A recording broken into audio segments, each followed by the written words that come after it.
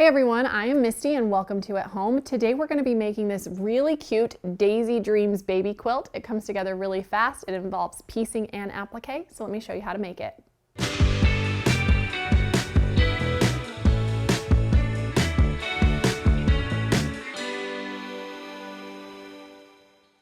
All right, so let's go ahead and check out this quilt. I love this block that is kind of the foundation for this quilt, and so you will make 5 of those big blocks, and then we'll set in between those with these fun flower appliques, and I just finished it off with a little border. It comes together really quick, so let me show you how to make it. Up first, you're going to need a package of 5-inch squares, and I use this collection called Floral Romance by for FIGO Fabrics.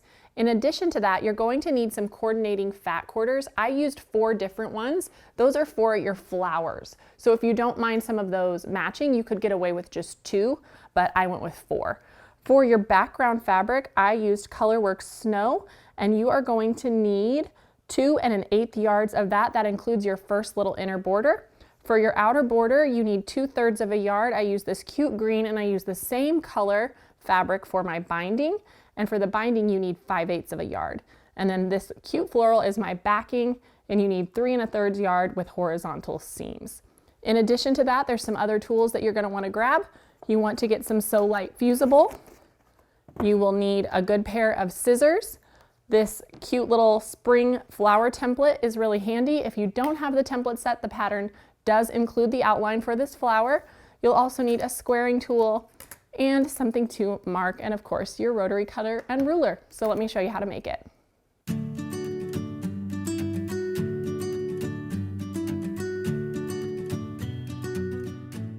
All right, so up first we're going to begin with our block that you see here, and this is made up of 4 identical quadrants.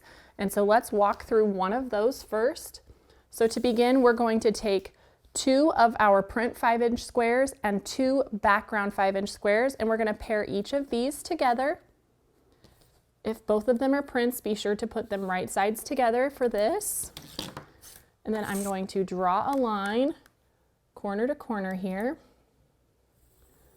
on both of these.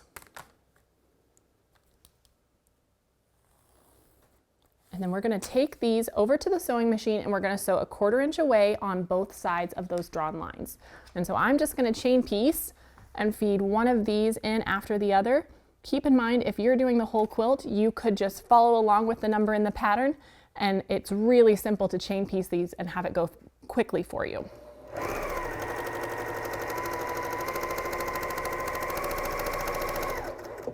So that just means I'm going to slide this one in right behind the other.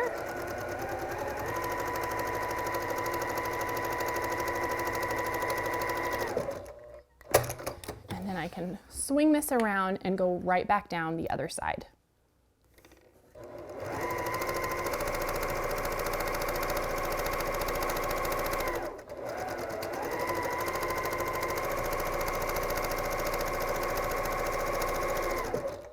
Okay, I have both of those done, and so now I'm just going to trim them apart, and then we'll use our ruler and we'll cut in between them.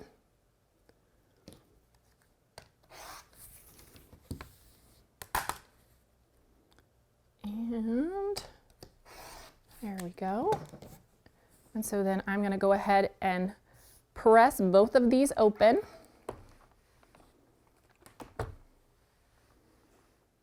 So I'll set that seam and roll it back, and I'm going to roll that seam behind the print side since it's a little bit darker.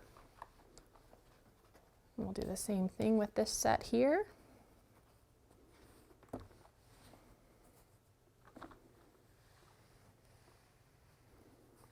And one more.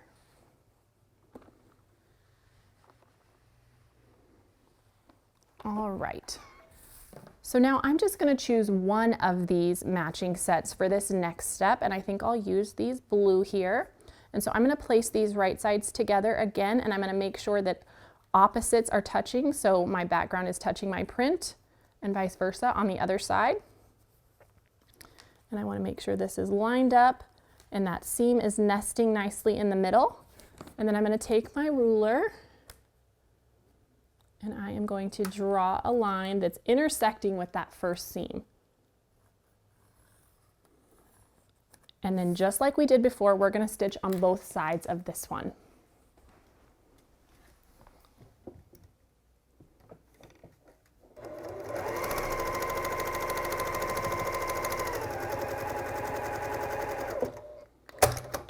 And I'll fold this around.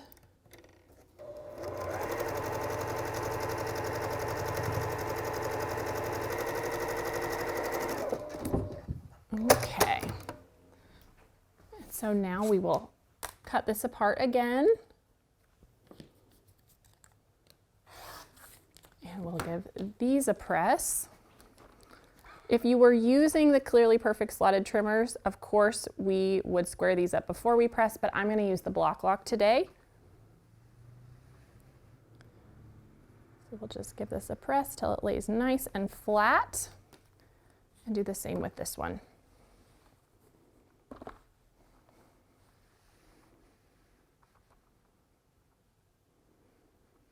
Okay. And so now these are our units that we're going to use to make up our little quadrant, but first we're going to square each of these to 4 inches. And so I'm going to lay my ruler on here, and I want the 4-inch number to be intersecting these seams. And so that's what I'm looking for. So 1, 2, 3, 4, and here it is. I always double check. So we'll cut these 2 sides first, and then I can spin this and slide it down. And then now my 4 inches will be right on the edge that I cut. And we will square this up. And there's our little squared up hourglass unit. I'm going to do the same thing with each of these. Always making sure that that measurement is going right into my point in the corner.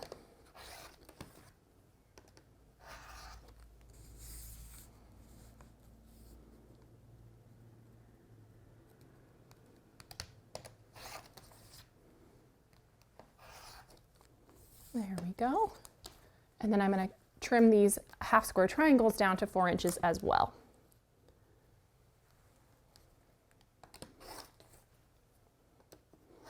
That way all of our pieces will match up.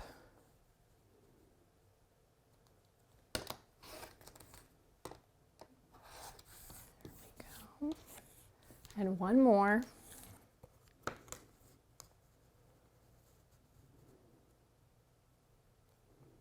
Ooh, that's a nice straight edge, so I think I can get away with just cutting 2 of these here. And then I'll just get rid of that little notch. There we go. All right, and so now we get to make this little unit. And so I'm going to begin by placing my half square triangles so that they're both pointing in the same direction. And then I will set in my hourglass units, and for these I always want the print to be touching the background. And so every single quadrant is made exactly like this. So we're going to go ahead and sew these together now. We'll take it to the machine.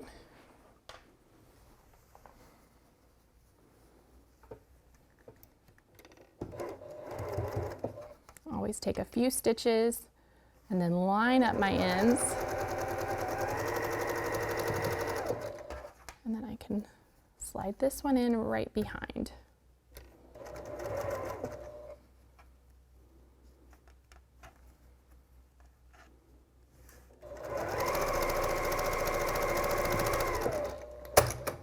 Now I can open this up, make sure I stitch them together correctly. You can always check because the background and your colors are going to alternate there in the middle. So that is right. So now we can place this together.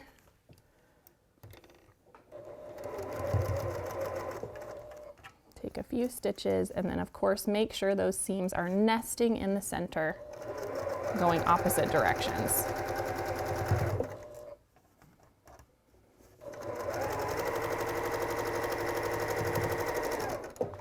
Okay, there is our little quadrant. Let's go ahead and bring this over here and give it a press. And we will just roll that back.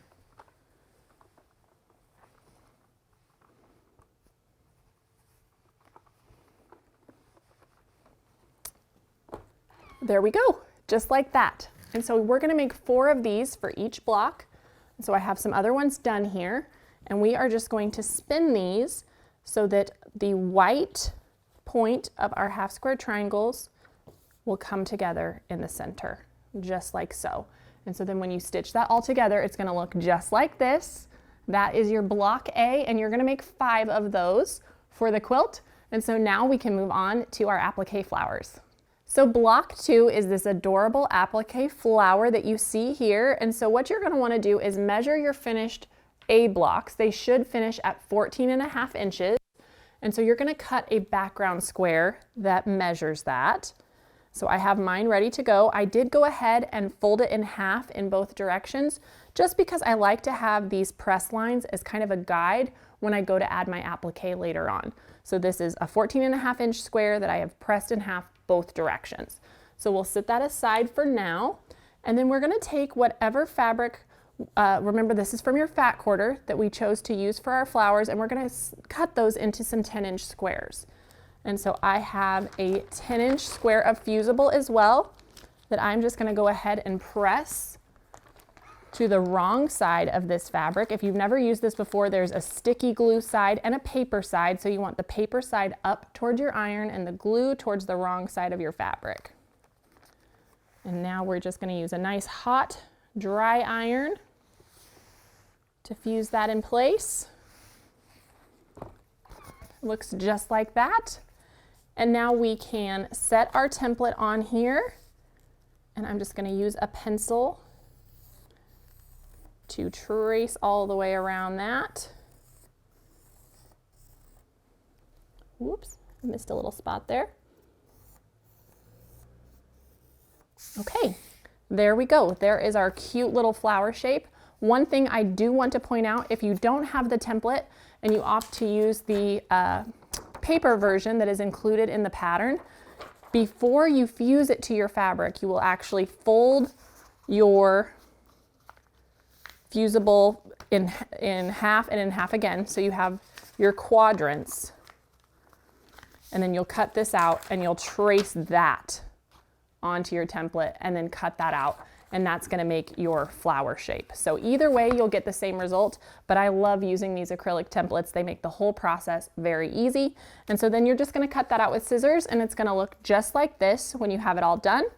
The other thing you're gonna want to do is use a contrasting fabric that you cut to 5 inches, and you're gonna cut out that 4.5 inch center circle that we'll use for the middle of our flower. So I have both of those ready to go. So now that I have my pieces, we can bring our background over here. I'm just gonna make a little bit of room. Set my iron down there. There we go. So I will lay this on my pressing mat. And so now we're gonna peel off that paper backing, and you can just kind of crease that, and it will lift that away and leave the glue behind on your fabric. And so then I like to line these up, and I kind of center it on my petals, just like so. And so you can see those press lines really help. And if you want, you can even bring a ruler over and measure down. It should be about 2.5 inches from each edge.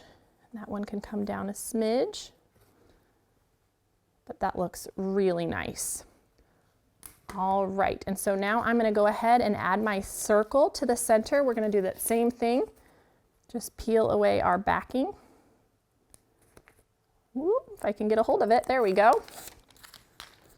And same thing, I just eyeball it, but feel free to measure if you want to.